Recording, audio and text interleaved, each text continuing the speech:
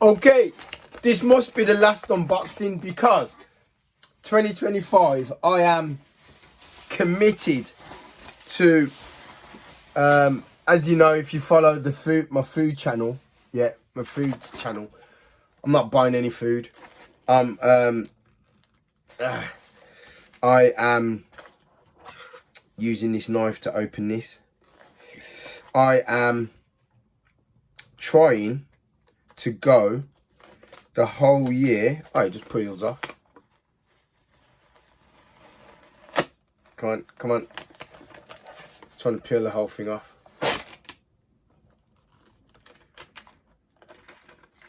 What happened there? Anyway, it's off. Right, so I'm trying to go the whole year. Well, not the whole year, but what I'm trying to do is not buy loads of food. So I haven't got loads of food hanging around in the house. Because you go shopping, you spend hundreds of pounds, and you don't eat half of it, and then you go shopping again the next week.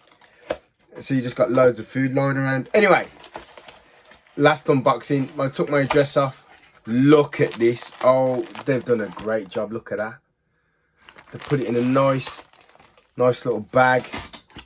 Right, let's close this back up because I can use that if I sell something myself. Fuck off. Right. Okay, so look at this. So they put it in a nice little bag. Now, this is what I wanted. This, but check what's in there. I paid 20 quid for this. Look. So I have. Oh, it's broken. Let's put it in that one there. Right, so I've got all these cards. So what these cards do. So there you go. So what these cards do is they alter the metering and alter the shooting, alter the shutter speeds, alter whatever it is that you're doing with the camera, so that it suits, the camera suits the conditions that you're shooting. So if you just watched my last video, that was at the sports. So I've now got two cards. I've got bracketing. So bracketing is where it does one exposure low, one the correct exposure, one exposure high, or one step high. You can set it to whatever. You can set it to all the way to -3, all the way to +3, and in the middle. But have it one. So sometimes, especially in landscape photography, that's a good thing to have. Right. So let's just have a look at this. So we've got pan, which I'm guessing is panoramic. Portrait, which is more for close-up. Maybe like F8, F9, F11. Close-up is for macro photography. Background, I don't know, I've never seen background. And travel. So it might, that's why I'm gonna, when I go to Handsworth, that's why I'm gonna shoot with the Minolta, and I'm gonna put the travel card in. So I paid 20 quid for all of these. It's amazing. What a great day. What a real great day. So let me just have a look. So they sent me all the papers as well. So let's keep that together. And if you look, see this strap? It goes through there and it goes on your camera strap. So it actually sits on your camera strap. So they've given me all the little things. Right, so portrait card. Right, background card. So let's read what background card says. Background priority. Background priority card is exclusively for use with the Maxim Dyna 7XI. It enables you to specify a preferred degree of background sharpness, and then when the shutter is released, automatically controls the lens aperture accordingly. The card will continue to control the exposure in this way when the focal length is changed. Brilliant. Obviously, look. So it decides whether you want the background out of focus or you want the background sharp. I mean, these things, I mean, I suppose you can do this yourself. And if you know enough about photography, you can do it via, you know, opening the aperture, getting in focus.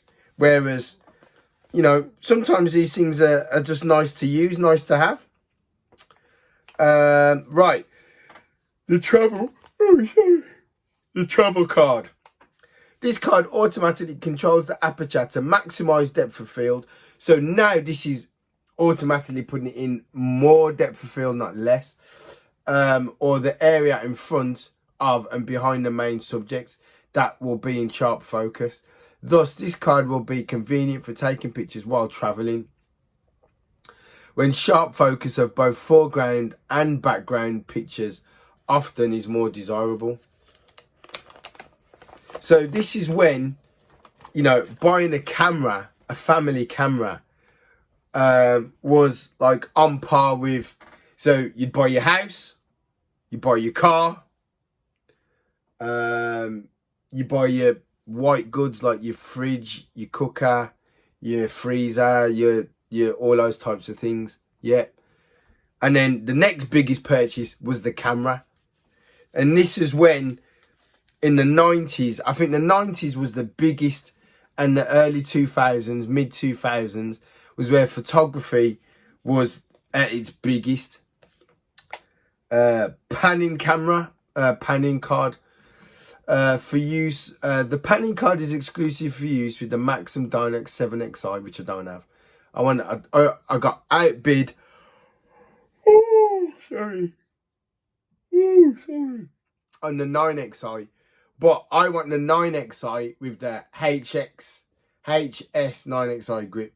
Anyway, designed to help you achieve creative effects when moving subjects. When you pan the camera to follow a moving subject, exposure settings are optimized so that the subject's surroundings appear to flow. Now, I did that yesterday with my Canon. I was panning a cormorant. It's the thumbnail of one of my pictures. I was panning a cormorant, and you know, the cormorant's in focus, but the picture isn't. So this is the effect it's kind of getting for, where it's in focus but the background's not. Now, you know, if you've got skill, obviously, like anything, if you've got skill, you can do this yourself. You don't need these things. However, you know, these are toys. So close-up card. The Creative Expansion card uses a special exposure program to provide the appropriate depth of field for close-up and macro shots. Yeah, that's what I said. The program automatically adjusts the aperture according to the magnification of the subject and adjusts the shutter to provide the proper exposure at the aperture. Absolutely brilliant. And do you know what? I've wanted these since I was a kid. And, you know, there might be a gimmick. I might only use them once or twice. But, you know, that's what life's for. You do these things. You buy these things. You play with them. And then you sell them on eBay. And then you sell all these things. And you buy a 400 f2.8 lens.